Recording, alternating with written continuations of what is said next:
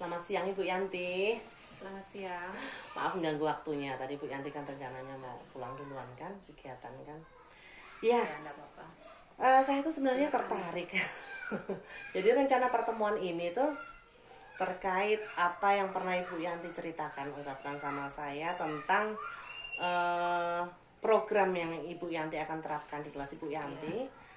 Yang berkaitan dengan visi sekolahan. Visi sekolah kita itu kan mewujudkan anak-anak taman kanak-kanak yang berprestasi, cerdas, disiplin dan berakhlak mulia. Wow, kayaknya tinggi betul ya, muluk-muluk betul ya. Itu. Iya, jadi salah satu program Ibu Yanti yang akan diterapkan di kelas itu adalah, kalau tidak salah kemarin Bu Yanti cerita mengembangkan pengenalan anak terhadap konsep huruf, ya, huruf A sampai Z tentu saja Bu Yanti ya. Dan ada beberapa metode yang sudah Ibu Yanti terapkan bagi anak-anak kita di kelas, khususnya di kelas Ibu Yanti sendiri ini. Contohnya saja menggunakan kartu huruf. Dan yang kedua menulis di atas pasir. Ada, saya lihat itu ada pasir di situ tuh. Ya. Selalu harus media pembelajaran tuh harus ada ya di kelas. Jadi anak-anak bisa langsung memegang, melihat, meraba, itu hal yang sudah nyata mereka. Jadi bisa lebih efektif dan bisa optimal anak-anak. Nah, bagaimana Bu Yanti bisa ceritakan pengalaman Ibu Yanti selama ini, selama kurang lebih 2 bulan ya, anak baru ini ya. 2 bulan ini Bu Yanti menerapkan program yang sudah Ibu Yanti rancangkan ini bagi anak-anak. Perkembangannya bagaimana? Iya, untuk di awal tahun pembelajaran ini memang karena anak-anak baru, ya tentunya kita sebagai guru juga mempersiapkan segala sesuatunya dengan baik dan sesuai dengan perkembangan anak juga. Ya, kita berusaha untuk mempersiapkan media, terutama media belajar anak, ya agar anak punya minat untuk belajar dan senang tentunya ya, sesuai dengan misi sekolah tadi ya, bagaimana kita dapat mencerdaskan anak bangsa, terutama di sekolah TK Negeri Handayani ini. Nah memang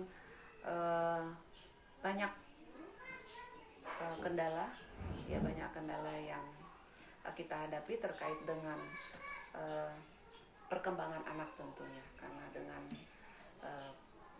daya imajinasi yang berbeda-beda ya. Ada anak juga yang kreatif, ada yang tidak ya, dengan berbagai macam-macam lah kemampuan anak belajar.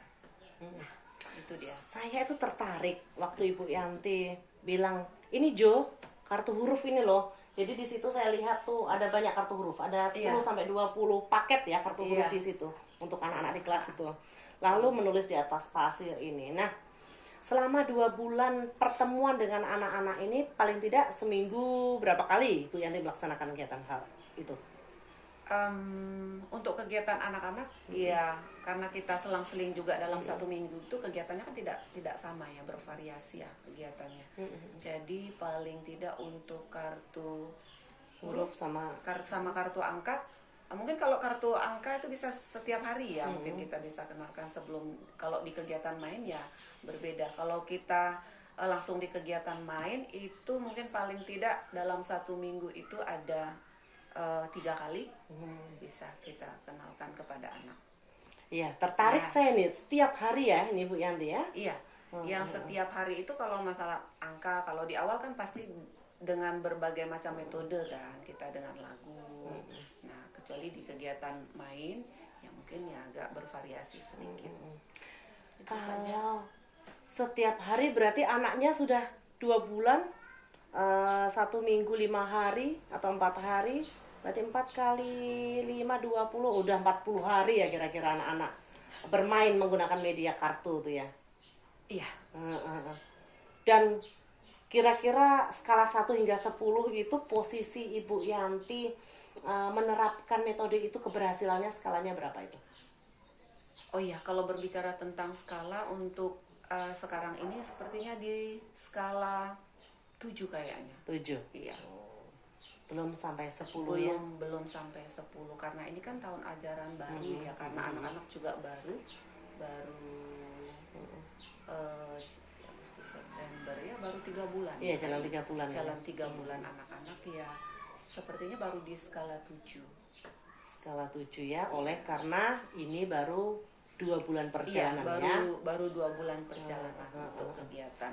Karena di awal kan ya orientasi, ya kan, banyak kegiatan apalagi di 17-an Agustus. Lebih banyak kegiatan bermainnya, ya kan?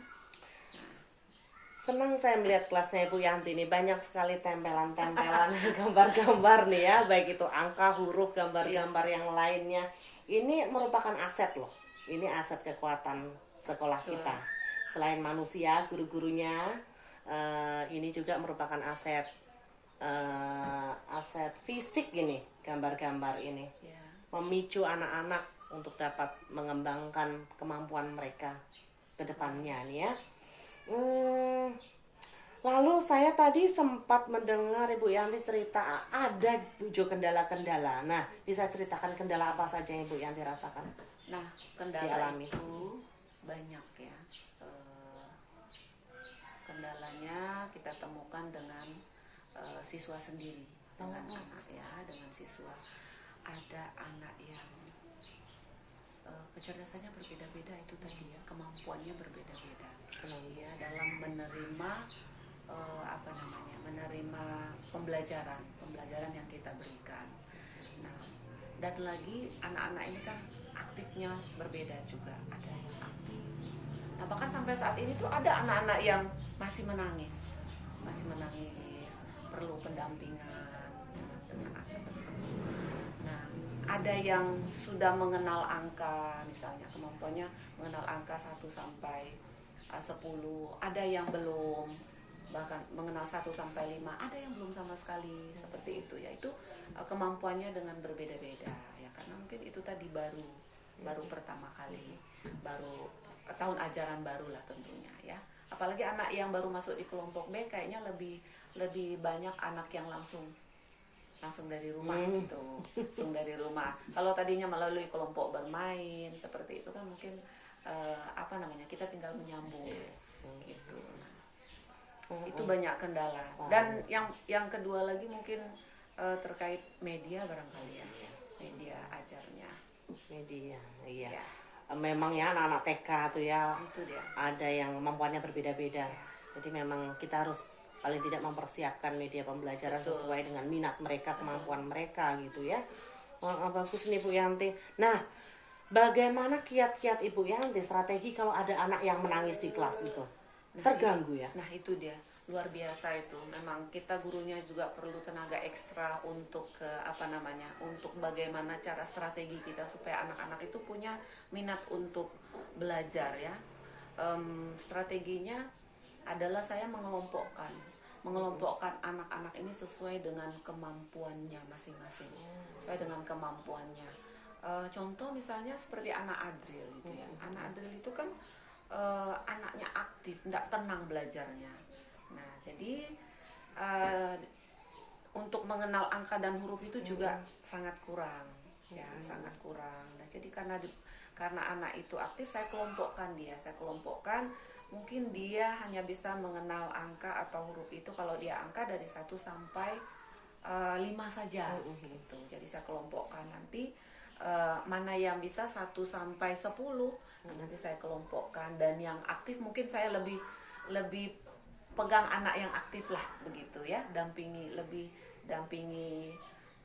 penuh kepada anak yang aktif. Kalau yang sudah bisa itu kan dan lagi yang tenang belajarnya, tentu kalau kita sudah kasih penjelasan seperti ini loh kegiatan mainnya, mereka sudah dengan asik bermain sendiri. Tapi beda dengan yang aktif ini, kita buat kegiatan mainnya, kita tempatkan sendiri seperti ini, dia enggak mau, dia suka-suka, terserah mau main apa saja gitu. Nah, itu kesulitan juga untuk saya, sehingga kurang maksimal dalam dalam memberikan pembelajaran kepada anak-anak, dan mungkin juga anak-anak untuk menerimanya juga ya dengan kemampuan. Tadi terganggu juga anak-anak yang tadi bisa dengan anak yang aktif tadi menangis, jalan-jalan ya kan, pasti sangat terganggu yang juga sudah bisa.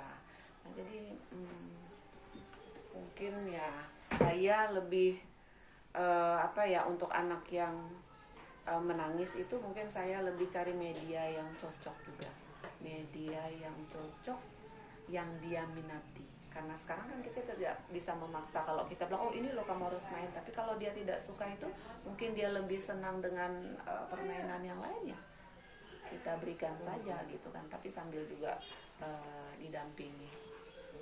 Jadi selama ini salah satu tantangan Ibu Yanti adalah adanya beberapa anak yang menangis ya. Betul, masih ada ya. masih ada yang menangis dan tidak tenang juga belajarnya. Mungkin ketika kita menjelaskan ada yang sambil mau jalan keluar seperti itu, jadi, mengganggu temannya. Rencananya Ibu Yanti nanti Ibu Yanti akan mempersiapkan media yang tepat untuk anak itu. Iya. Oh. Betul. Medianya berbeda dengan anak yang bisa atau disamakan medianya namun lebih itu? Iya, kalau saya Sederhana? kalau saya mungkin lebih disederhanakan lagi untuk media anak yang tidak bisa tadi ya, tidak bisa. Mungkin kalau kita menyuruh anak untuk menyusun misalnya, menyusun angka misalnya 1 sampai 10, tapi dia kan tidak bisa. Jadi kita berikan mungkin angka 1 sampai 5 seperti itu sesuai dengan kemampuan dia. Dan medianya juga mungkin kalau dia tidak suka dengan kartu angka, mungkin kita bisa berikan dengan media bahan alam misalnya batu kerikil, kemudian tutup botol ya, ya media-media yang menarik lah. Nah, itu yang Ibu Yanti, strategi Ibu Yanti nantinya ya akan diterapkan itulah ya. yang menjadi strategi saya rencana ke depan, mungkin lebih banyak ke media-media bahan alam begitu. Selain dengan kartu angka dan kartu huruf tadi, agar lebih mungkin menarik minat anak tersebut. Medianya luar biasa dan strateginya luar biasa Bu Yanti. Kayak si tepuk tangan lah untuk Bu Yanti. Mudah-mudahan ini akan jadi strategi yang bagus dan bisa diterapkan di kelas lain juga ya Bu Yanti ya, nggak cuma di kelasnya Ibu Yanti. Nah, kira-kira strategi ini butuh jangka waktu berapa lama supaya dari poin yang ke-7 tadi sampai mencapai bisa naik ke poin yang ke-10 atau ke-9? Iya, kalau saya memang niatnya paling tidak di minggu depan itu, karena ini masih di kegiatan kita P5 ya untuk di bulan Agustus. Rencana 1 minggu ke depan ini akan kita upayakan. Iya, saya sangat bersemangat.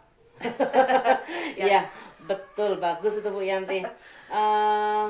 Lalu yang jadi pertanyaan saya, siapa yang bisa membantu Ibu Yanti untuk bisa mencapai hal tersebut, program itu? Butuh bantuan atau Bu Yanti sendiri merasa bisa?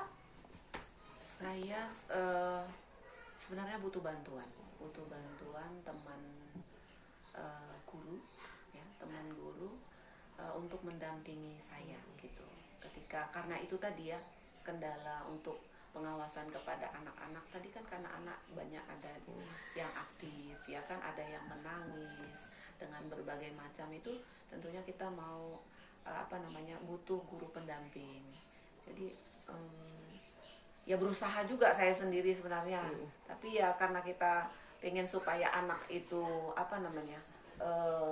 bisa dan nanti punya kemauan untuk belajar, dan kita tingkatkan literasinya juga ya kan, mengenal huruf, mengenal angka, itu ya memang butuh guru pendamping ya, butuh guru. Dan tidak terlepas juga terkait dengan media-media, persiapan media-media mungkin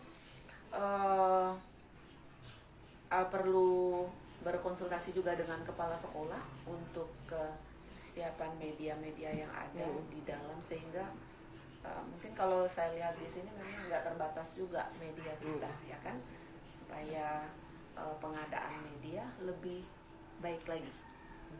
Jadi Bu Yanti butuh dukungan dari rekan guru, terlebih dari kepala sekolah sebagai penanggung jawab dan memonitor kita ya, kegiatan kita ya. Ada lagi butuh dukungan dari mana lagi? Atau sudah cukup itu dari rekan guru dan kepala sekolah itu? Kalau saya cukup sudah cukup. Dari lingkungan itu, selain lingkungan sekolah? Iya, butuh juga kalau kalau lingkungan sekolah mungkin dari orang tua juga barangkali ya. Pasti ada kerjasama dari orang tua ya. Meskipun kita di sekolah ini kita rasa bahwa kita sudah maksimal gitu kan. Nah, tetapi pasti yang lebih banyak dengan anak itu kan orang tua di rumah. Nah, kita butuh juga bantuan dan kerjasama dari orang tua terkait juga pengadaan seperti media. Misalnya kita minta anak-anak untuk membawa media, alat dan bahan dari rumah, ya kan pasti perlu dukungan dari orang tua juga untuk mempersiapkan itu. Jadi ada kolaborasi bersama dengan orang tua yang baik, sehingga terciptalah kegiatan pembelajaran yang dapat mendukung minat anak untuk belajar. Nah, apa yang kita inginkan tadi sesuai dengan misi kita ya, visi dan misi lah terutama untuk mencapai tujuannya ya, semoga itu dapat terrealisasi dengan baik. Luar biasa. Saya akan menunggu hasilnya Ibu Yanti nantinya ya, dalam jangka waktu beberapa minggu ini, bagaimana perkembangan anak didik kita dengan program Ibu Yanti, dengan media-media, dengan gebrakan-gebrakan yang akan Ibu Yanti lakukan, kolaborasi dengan rekan sejawat, dukungan dari kepala sekolah, serta dukungan kolaborasi dengan orang tua murid. Nanti mudah-mudahan saja program Ibu Yanti ini dapat terlaksana dengan baik. Maunya kita kan anak-anak jadi anak-anak yang berprestasi, jadi anak pintar semua ya. Kita sebagai pendidiknya Bu Yanti ya. Baik. Saya tunggu nanti informasinya Ibu Yanti, nanti Baik, saya akan Bu, secara siap. berkesinambungan kita akan berbicara ngobrol lagi. Jangan bosan kalau saya akan Tidak, Bu, banyak tidak. Selalu siap menghubungi saja Bu Yanti. untuk membantu ya. Terima kasih Bu Yanti untuk Iya, kesempatan di siang sama-sama. hari ini. Mari.